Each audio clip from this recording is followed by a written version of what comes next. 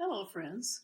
I wanted to share some information with you that might help us understand why it is that so many of our friends and family don't seem to share our concerns about the totalitarian rollout that's going on now in the world.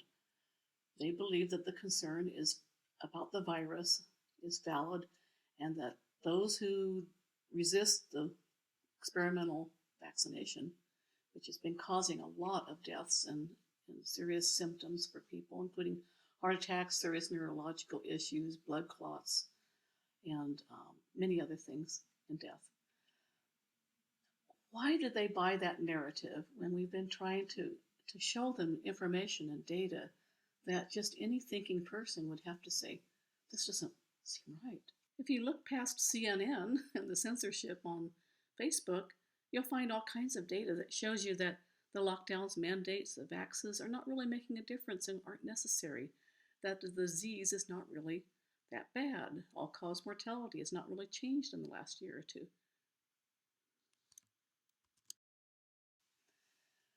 The suggestions that I'm seeing increasingly from friends and experts in psychology and social studies and so forth is that what we're witnessing right now is a type of mass hypnosis. It's not unlike what in Brave New World, 1984, those kinds of things they talk about, where people are propagandized repeatedly every day.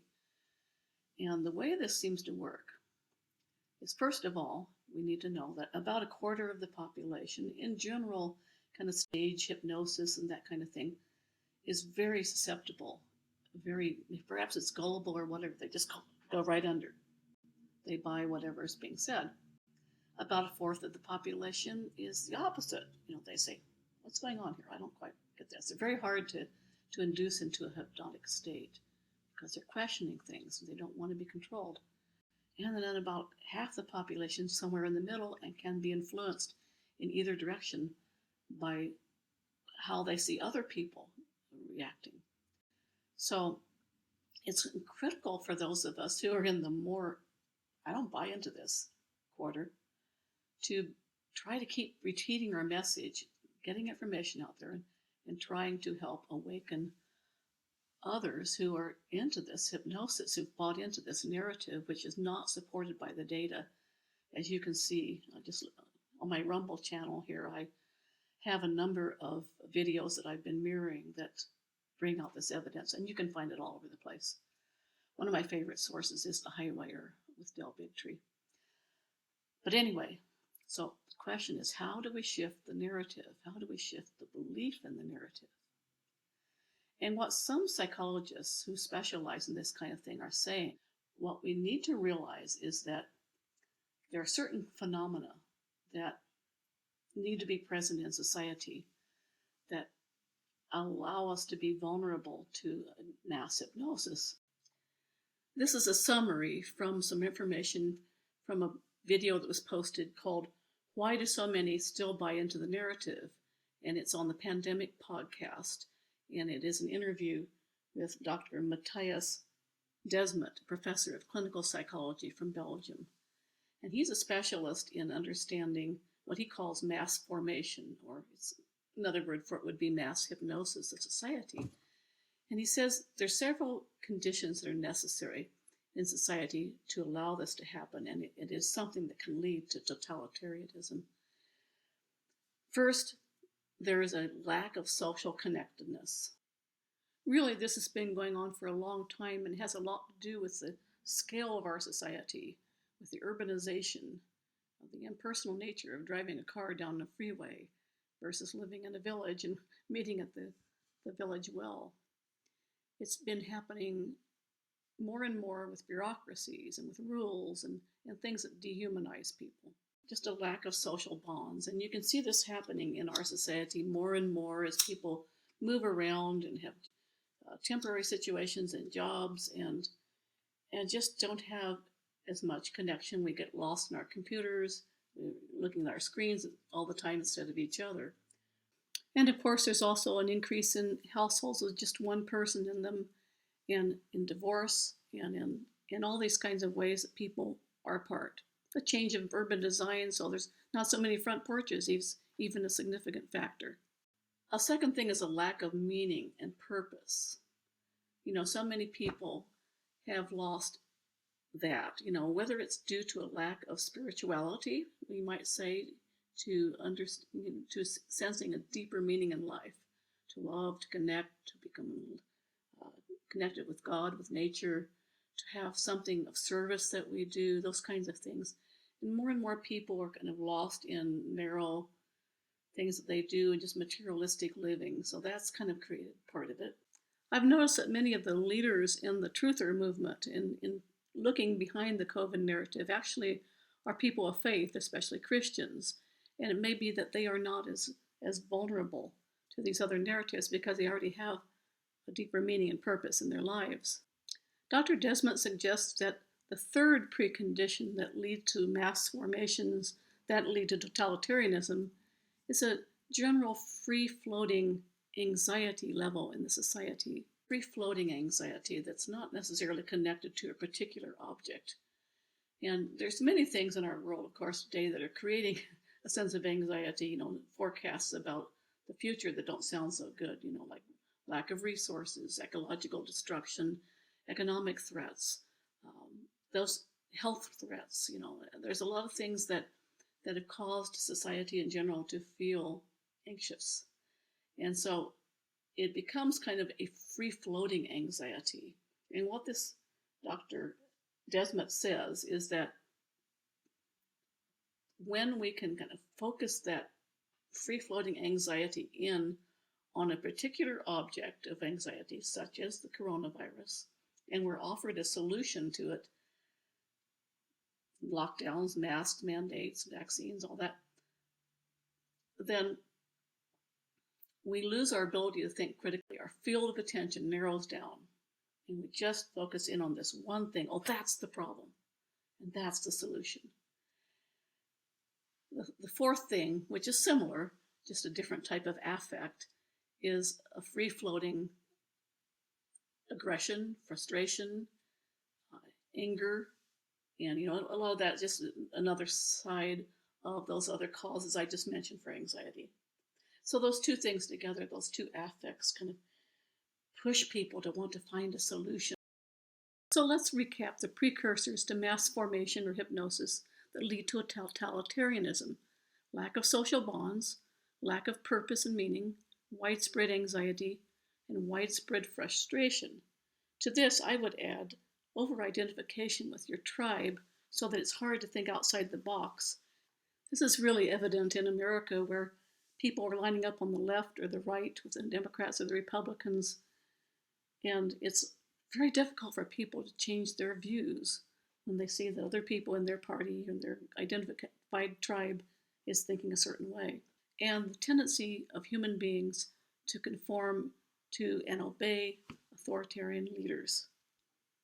We've seen this in the Milgram experiments, for example, and others indicate strong conforming tendencies in humans. To dig even deeper, there's one core issue that's underneath all of these things, isn't there? And that is a lack of connection with our spirit, with the higher self, with the inner being that gives a sense of security and connectedness and meaning that goes beyond fear and anger and helps you think for yourself. Where you're not identifying with a tribe, but with either nothing or, you might say, the entire universe. So the core problem and the core solution really, I think, has to do with our spirituality, or lack thereof, at a widespread level in society. And so, when something is presented like it has been to us, like here's what we need to do and we're all in this together, it creates a kind of delusion or an illusion that this is the answer. Emotionally, it becomes like a substitute for spirituality or religion. And part of this religion of authority and false science is to signal virtue, to say, I'm being good, I'm saving grandma, I'm doing the right thing. And you are not. And this blinds their normal reason and causes them to turn against their friends and family who are trying to warn them about totalitarianism. Instead, because of this narrow focus, and because it's the nature of totalitarian regimes and belief systems, they require an enemy. They require the other. You cannot be actually united to keep that narrative going, and it has nothing to do with true goodness. Doing that in mass, we've got a problem, we've got an answer, we're all in it together. That provides a certain kind of false relief to that general problem that was there before, the lack of social connectedness, the lack of purpose, the overwrought anxiety and fear that's in the society, and anger that's in the society in general. It brings us together. It makes us feel like, yes, something's going good. And that, in turn, makes people get really irritated with those of us who are saying, this isn't right. They want that solution. They don't want to hear something different. They don't want to hear that this is not the answer, because they don't want to go back to the old normal. That was uncomfortable. It felt isolated. It felt lack of purpose. It felt fearful and anxious. And so at least this is a solution to all that. This is a solution. Don't disturb me.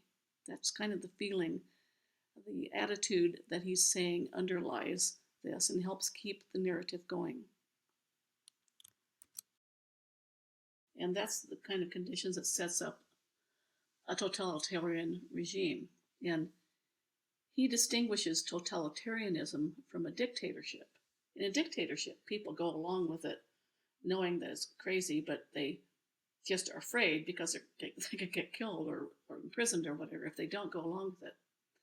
In totalitarianism, it's like a total belief system. It's a total kind of mass insanity, mass hypnosis that people buy into, much like in Brave New World 1984, but also in like in Stalin's time in Nazi Germany and so on. And it reduces people's emotional intelligence.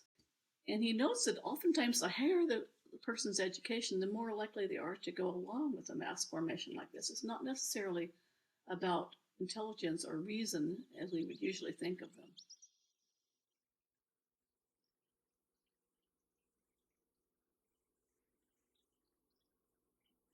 So what is the way out of this?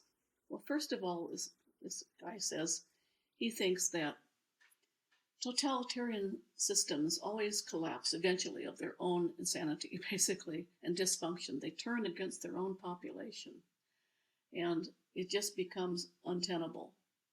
So part of it's a matter of waiting it out, finding a way to survive yourself, and just kind of, if you live outside, the main system there that's so destructive, as much as you can, kind of get under the cracks and just live, and it will fall of itself in a few years. But also, to accelerate that, he emphasizes that it's important that we first of all do continue to put out facts that are contrary to the general narrative to help break the spell of the hypnosis.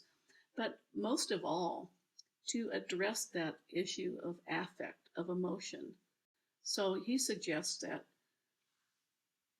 instead of the people directing their anxiety and their frustration towards this one irrational object, that is to say, the virus, help them direct it towards what really is a concern, which is what's happening to our freedoms, to our society, the movement towards totalitarianism, and all that we've sacrificed and given up for this to happen.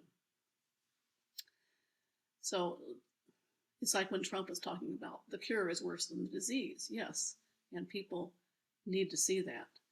And when enough people do see that in a totalitarian society, it does tend to end badly for those that brought it about, for the leaders that set it up. And they know that, and that's why they keep producing their narrative, even to the end, even when it gets really irrational. They ramp it up. So he suggests bring a sense of urgency. There is an urgency about preventing as much of this totalitarian movement as is possible. We don't want to see gulags form. We don't want to see concentration camps and Hitlerian kinds of things happen. And, that's one of the things you can talk about with other people. Is this possible? This is where this is leading. Is this really what we want? This is something to be concerned about. The other piece of this, I think, too, is to help people see how to correct those problems that were there in the first place. The lack of social connection, purpose, the unidentified fears and angers that were running us all. So what would be a solution to that? Well, enlightenment's always a good solution, isn't it? Like finding peace and joy within oneself, realizing the importance of love and connection, making more attempts to relate to other people, not keep your distance actually, and to find meaning and purpose, to go within, to do all that's necessary to make a correction. This could ultimately lead, as people see this, to a great awakening, a great enlightenment for society, as many have been hoping for. The darkness before the dawn is here, but then there's the dawn. So we're waiting for that dawn. We want to help create that dawn. We want to help create a new earth, create something that people were missing in the first place, that let this happen. So that's basically what he has to say. And I recommend that you watch the whole video. It's like an hour and 20 minutes, something like that. And you'll have a deeper understanding of all this. I think that's important for those of us who are awake to what's going on and how crazy it is, in terms of there's really not that much to fear from this virus, right? It might be different if it was a true bioweapon with a 30% death rate or something. Maybe that's coming, but right now, this is not what's going on. So what's more dangerous is really the way we're being rounded up, the way we're being divided, the apartheid, and also the injections themselves seem to be quite dangerous and are causing a lot of deaths, a lot of serious side effects, paralysis and neurological conditions, heart disease in the young. It's pretty serious. We're far beyond already what would have recalled normal, real vaccinations. So thanks for listening, and I recommend that you watch this video that I mentioned, and also the one that I'm posting with Will Tuttle, who gave an excellent and brilliant discussion, and it's called Beyond the Divide. So he's looking at why is it really that people like vegans who are well-educated people, also who ordinarily may question things, why they have gone along with this narrative. And he thinks a lot of it has to do with the hypnosis effect, but also with tribalism, with our identification with a particular group. And I think that makes a lot of sense too. So thank you for watching, and we're all in this together, it's true, but not in the way that they would like it to be. Take care, and God bless you.